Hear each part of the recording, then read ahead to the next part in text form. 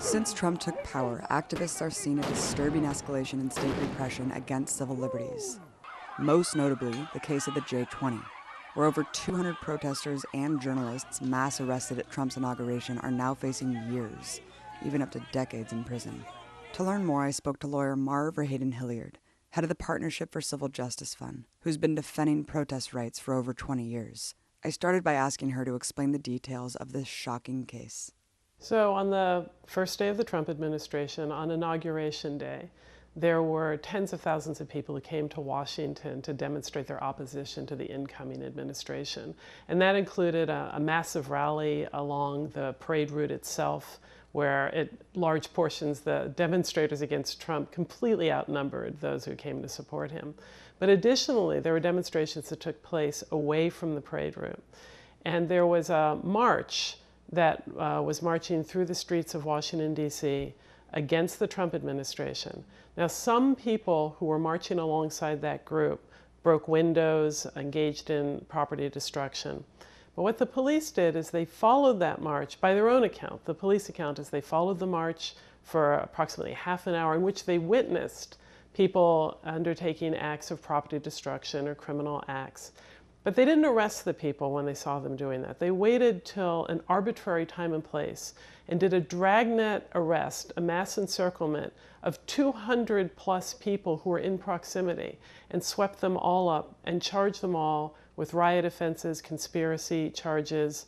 And that included demonstrators, journalists, passersby, anyone who was arbitrarily in this location at this time and place.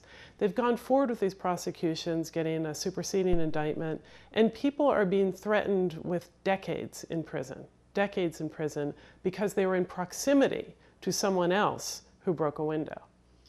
And Mara, is it true that more charges were actually added later and piled on? That's right. So the government went before a grand jury, which is, of course, something of a joke. Prosecutors know how to get a grand jury to either indict or not indict if it's a police officer, depending on what their outcome desire is. In this instance, there's a superseding indictment. More charges have been added. But even with the detail of the superseding indictment, what you are looking at is a list of 200 plus people. And in there, the government does not point to, John Doe or Jane Doe and say, that person conducted this criminal act. The glue that holds people in, the glue that the government is using to hold people together and charge them with crimes is not that an individual broke a window or committed an act. It is for the vast majority of people that they were near someone else who broke a window or committed allegedly a criminal act. And so what that is the First Amendment, the proximity to someone who had a shared political view being the basis to prosecute. So what the government is saying is that if you are in a demonstration and you have a shared First Amendment political view, opposition to the Trump administration or anything else, and you are marching, and someone else in the demonstration commits a criminal act or an act of property destruction, the government is asserting they have the right to arrest everyone in proximity because they were nearby and say that they are part of a riot or part of a conspiracy. You've covered unjust mass arrests, of course, for a long time. Is this different? Does this set a new precedent? What we can see with this in Washington, D.C. is a major shift in policing tactics, a shift back to a period a couple decades ago when you were out in the streets at demonstrations in Washington, you had a very significant likelihood of being subject to mass arrest or to brutality. And my organization, the PCJF, undertook a series of cases that we litigated challenging the police tactics in Washington, including two very notorious mass arrests where in one 700 people were swept off the street and another 400 people. They were hog-tied wrist to ankle, held more than 24 hours in stress and duress positions, completely illegally mass arrested. And the outcome of those cases included not only more than $25 million in damages to demonstrators who were brutalized or mass arrested in Washington, but major changes in the law of the District of Columbia and in police training, in which we shifted the balance in Washington so that people can come here, they could protest, they could speak their mind without being subject to false arrest and brutality. What's happened with the first day of the Trump administration is the chief of police here and the police department and the mayor's office that's standing alongside are clearly rolling back those basic rights. And they're giving a green light to conduct this kind of mass arrest. It truly was surreal to be covering the inauguration and see, just the inability to even get past that first barricade. I mean, there was thousands of people funneled very slowly and just arbitrarily shut off from even getting to the designated protest zone on the parade route. Mara, what about the journalists? I know that some charges have been listed off of one of the journalists who was there, but if I'm not mistaken, a journalist is still facing 70 or 80 years in prison. The fact that the government mass arrested journalists, among others, to begin with, says everything about the nature of the sweep. Because if a journalist had, in fact, engaged in conspiracy or riot, being a journalist wouldn't exempt them from criminal prosecution. But it shows that what the government did was a dragnet arrest, and they took anyone that was nearby. After the fact, the government is trying to extricate probable cause and trying to then hold people in saying, this person did this, or this person was standing here, or this person was nearby, or this person was chanting political slogans against capitalism. So therefore, it shows that they were part and parcel of a riot and illegal activity. The issue isn't what the person's official designation should be, it's what the act was. And the journalists who are having their charges dropped says everything about all the other people who are not having their charges dropped, who were similarly present, the journalists for the fundamental free speech right of being able to engage in First Amendment coverage, and others for the fundamental free speech right of being able to protest. There are journalists who are still being held in and who are still facing these charges. Could create a really, really disastrous chilling effect for journalists, Mara. And it's going even further, of course. As we found out, the Trump administration's Department of Justice is now ordering the server, the host service that simply hosted disruptj20.org, to turn over 1 million IP addresses. What do you think they're going to do with this information? Again, going back to the idea that they're trying to create probable cause after the fact. And the idea with probable cause is, in order to arrest someone without a warrant, you have to have probable cause that a crime is being committed or been committed. And here, if they arrested all these people, they should have the evidence necessary to prove that these people engaged in a riot or a conspiracy. But in fact, what they're doing is they're trying to now seize all of the communications, the visits to an organizing website of that demonstration, and from that go through those materials and try and pull out information that they can attach to defendants to try and prosecute defendants who were present. With these indictments, with the court upholding so far the right to charge people with riot and conspiracy offenses that truly turn on the fact that people had shared political views, not acts, is so dangerous as we move forward into this era. What would this mean if the charges actually went forward and everyone did go to prison for the time that they're being threatened with? What it means for all of us is that if we're participating in a demonstration and we have no intention of engaging in anything that is unlawful, but someone else in that demonstration, be it a demonstrator or frankly a police agent provocateur, engages in a criminal act, window breaking, property damage, what the police want to be able to do is arrest everyone who was present and say, well, you were there and you didn't disband your political demonstration in the face of someone else conducting a criminal act, or you didn't leave, or you were just in proximity, and therefore you must be a supporter. It's amazing that we see the Democratic Party calling itself the Trump resistance, Yet I have not heard one Democratic Party leader, nor representative actually, even mention the J20 arrests. Why do you think that is? I think the J20 arrests, as they occurred and as the press covered them here in Washington, D.C., the mainstream press, was extremely supportive of the police chief, extremely supportive of what happened. There's, ample footage being played on TV over and over again of windows being broken, of a limousine being set fire. Now, the problem with all that is it speaks nothing to the real danger of what's happening for all the people that were participating that didn't break a window, that didn't set the limousine on fire, but were engaging in expressive activity, but happened to be out at that demonstration on that day when other people undertook these acts. And the police, and the way that they're pursuing this action, again, is guilt by association. And the association is the lawful portion of the activity. And it's notable that this was the first mass demonstration that occurred under the leadership of the new police chief, Peter Newsham, who had just been appointed interim police chief and has now been confirmed as the chief of the District of Columbia. Trump didn't pick him. The Democratic mayor of the District of Columbia picked him. So, Mara, in the wake of Charlottesville, the Trump administration did a lot of things, right? Conflated the left with Nazism, said, Nazis were good guys, but then designated Antifa, or at least put it out there, right, that they're a domestic terrorist organization now, and even warning of now more domestic terrorist operations from this group. Talk about just the history of criminalizing a group like this.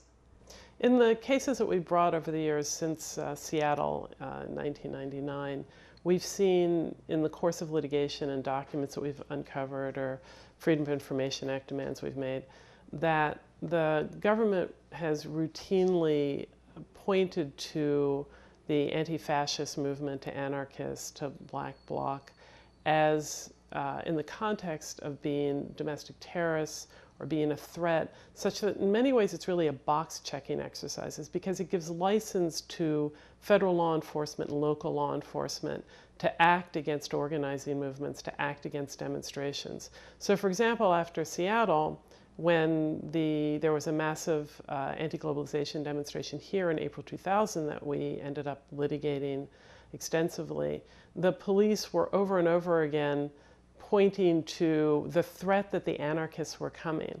And that was the basis that they were using, the excuse they were using to repress the demonstration, to try and shut it down in advance, to conduct preemptive mass arrests, closures of meeting spaces. And I think that what we're hearing right now, the idea that Antifa is being designated domestic terrorist organization, it's unclear whether or not there is a formal designation. It's not clear if that is actually in existence. But no matter what, we know that law enforcement, FBI, Department of Homeland Security are pointing to Antifa as an excuse and a basis to go after the social justice movement that's standing up against true domestic terrorists, Nazis, Klansmen, people that have a long history of actually engaging in terrorist operations against Black people in the United States, against Jewish people. And it gives law enforcement, and frankly the Trump administration, a way to try and skirt the real issue here, which is that you do have a resurgence of terrorist organizations, of white supremacist organizations, but it's not Antifa. And I think that's also why we're seeing this kind of leaked discussion that Antifa is being targeted as a domestic terrorist organization. It gives the press and the Trump administration, others, a basis by which they can write articles and try and put an equal sign between those that are anti-fascist and trying to stop terrorists and the real terrorists. In fact, there's been more articles condemning Antifa than condemning the neo-Nazis. And even with our work about the Occupy movement and Black Lives Matter movement, it bears noting that in the documents that we got, the many thousands of pages of documents, we have the FBI, Homeland Security, all these other intelligence and law enforcement agencies actually targeting those movements, Occupy particularly, peaceful Occupy movement, under domestic terrorism authority. It seems like a really slippery slope, because let's say the FBI raids your house and finds something with an anarchist symbol on it. I mean, where does that end? How can you designate who is and who's not Antifa? It gives the government license to do a lot that they might otherwise feel some constraint about doing, to the extent that they've ever felt constraint about going after a social justice movement. It's almost a way of a type of gang designation for them, because then they can point to Antifa, say that anyone that's affiliated with it or that they assume is affiliated with it is therefore potentially engaging in domestic terrorist or criminal activity. It allows them to try and open investigations. It allows them to engage in surveillance operations. But again, I'm not really sure that they've ever held back from doing that with the social justice movement on any level whatsoever. And we also learned from Charlottesville and the tragic death of Heather Heyer, of course, who was run over by a neo-Nazi in his car, that it's not just neo-Nazis who are encouraging to run over protesters with their cars. It's police, right? It's actually generic conservatives. Not only that, it's lawmakers, essentially legalizing or codifying this activity. Various states have tried to propose legislation that makes it legal to run over protesters if the person says that they didn't mean to, right? North Carolina, a portion of the North Carolina representatives just passed a bill such as this. I mean, can you talk about this front of the assault? So coming from legislatures around the country, in about half the states so far, and there's approximately 35 or more bills that have been introduced to criminalize political protest activity, and those include bills that would exonerate drivers that run over people who are engaged in demonstration activity if those people are in the street. There are bills that would seek to charge demonstrators for the cost of the police actions against them.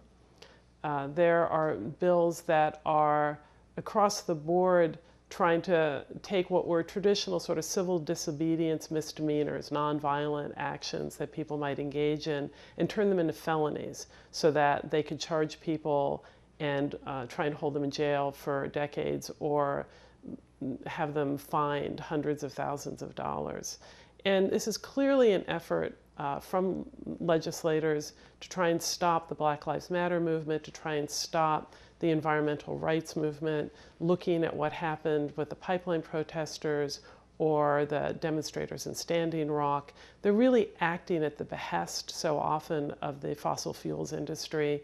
And these legislators are shamelessly just writing legislation that frankly is just facially unconstitutional. And I would expect many of these new laws, those that get passed, to be challenged. In the wake of Charlottesville, we saw the ACLU, of course, defending free speech for Nazis, which they do frequently. But I actually had a huge problem with them coming out and saying we're going to actually represent Milo Yiannopoulos, considering he's backed by a billionaire, Robert Mercer. So I was confused, and I just wanted to know, as someone who represents kind of an alternative to ACLU, what you thought about that move and just the continuous defense of Nazis' free speech. Well, I think there's two different issues there. Our view is that we don't wish to see the government suppress speech. I think it's important that people be able to speak and other people can challenge what they believe to be actions and terrorist actions and threats against the people. Now, when you have terrorist organizations, I think it's a very different thing. And terrorist organizations that, for example, are threatening to march on a black housing complex, that's a threat to those people in that location. So I don't like to put an equal sign between Nazis, Klan, and social justice people as if what one group is doing is the same as another. However, when you come to this other issue about the case that was brought on behalf of Milo, that is completely elective. It was 100% unnecessary. The underlying legal issue that's being challenged can be challenged and is being challenged by any number of other people. And that really is a decision by the ACLU to show, I assume, their desire to show the breadth of who they support. And it's a political decision that the local ACLU that did that made. I don't think that decision is one, as we know, that ACLU lawyers and members across the United States support, but it's certainly something that my organization would not do. The Trump regime may be ramping up brutality and criminalization against protesters, but this certainly didn't start with Trump. This has been going on for a long time. Under the Obama administration, how did civil liberties fare? Well, I think it's true that the Trump administration has certainly told the police that they have a green light.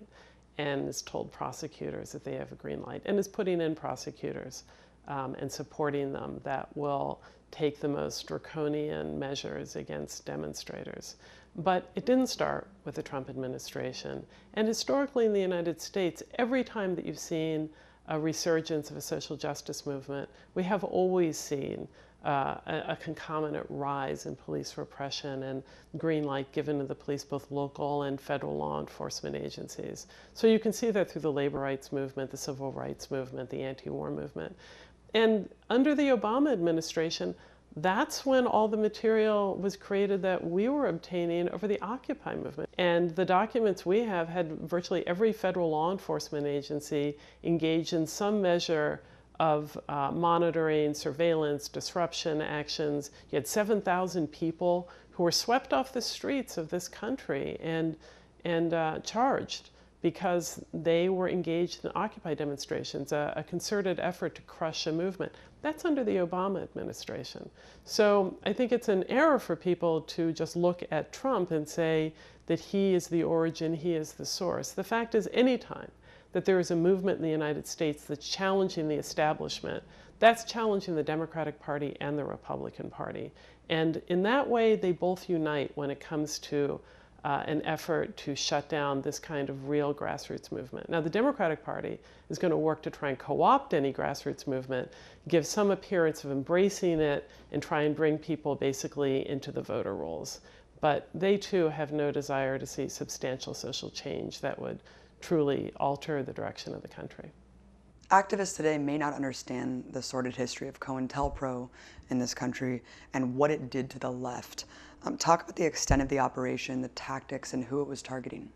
So the COINTEL program, which is the counterintelligence program of the FBI, and as well the CIA had a program, had CHAOS.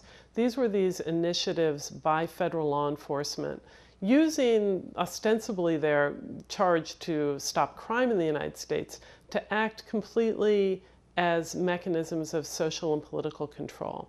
And what these programs did, the COINTEL program did, is it went after the social justice movement. It went after the Black liberation movement dominantly. It went after the anti-war movement. The way that they acted against the movement and these movements is through major covert operations where, in addition to the overt attacks by the FBI, murdering Black Panthers and attacking demonstrations, there were covert operations where the single focus was disruption, to destroy social justice organizing from the inside out. And they went into organizations, they infiltrated organizations, and the goal was to sow division, not merely to go in and report back, but to actually actively try and destroy what people were doing, and to try and destroy groups coming together. So there was a strong effort, a documented effort, to try and keep, for example, the civil rights movement from joining together with the anti-war movement. The effort throughout the United States was to divide groups from each other, to divide groups from within each other, to try and create even false claims and attacks from one group to another group so that groups would be pitted against each other. And it's an extremely effective way to try and destroy organizing. I think right now, everyone who's engaged in organizing at this moment in time, when you see something building that is becoming powerful, that is becoming successful, that is drawing people in, we should know with certainty that the law enforcement institutions in the United States will once again, and probably are once again already, trying to create disruption efforts by going in, dividing, seeking to create fissures within organizations and among movements. And it's something that, while I think that people should not spend their time looking over their shoulder or worrying about the person sitting next to them in an organizing meeting, people just have to be smart about what's actually going on and what they see, and really think through things when they see something coming or see efforts at division among people that really should be standing together, should be able to unite. People can have political differences and have discussion and debate, but when you see an effort to completely try and crush someone that you know is doing social justice organizing, you have to question it. Mm-hmm. From Standing Rock to Black Lives Matter, why do unarmed progressive groups face so much more repression from the police than armed right-wing groups? Well, it's true that the social justice movement, the left, it's an unarmed, nonviolent movement. And you have a couple windows broken and the government acts as if that is the epitome and definition of the movement overall, and also as if that's a level of violence that is equivalent to the terrorist violence of the Klan and the Nazis. And when the right wing comes to demonstrations and they come armed, the government stands back. And when the left comes to demonstrations, when social justice organizers come and they are unarmed and they are nonviolent, the government feels great license to come in and crush those movements. And I think it's plain to most of the left that were they to show up with guns at any demonstration, they would be met with significant force from the government, and it would become this demonizing effort to show how violent the left is or how violent the social justice movement is. But that's the reality of how things play out in the United States. The right wing can walk proudly around with guns, and the left, which is really peaceful, frankly, in the United States, is met with extreme repression. Why do you think that is? Well, the government has a desire to shut down those that are actually challenging the establishment. I mean, that's the focus of it. And so armed or unarmed, if the left was armed, it would just give great incentive to the government to probably engage in extensive prosecutions, conspiracy charges, and really go after the movement on a whole different level. But when the right wing conducts itself this way, that the right is not challenging the establishment in the United States. The right is very frequently trying to roll things back to a different period, but it doesn't pose the type of challenge to the social order in the United States that true progressives do when they're demanding societal change, when they're demanding equality, they're challenging the political institutions, they're challenging the economic institutions. The right wing is challenging nothing. They simply are trying to impose a racist, misogynist agenda and social order that people in this country won't accept.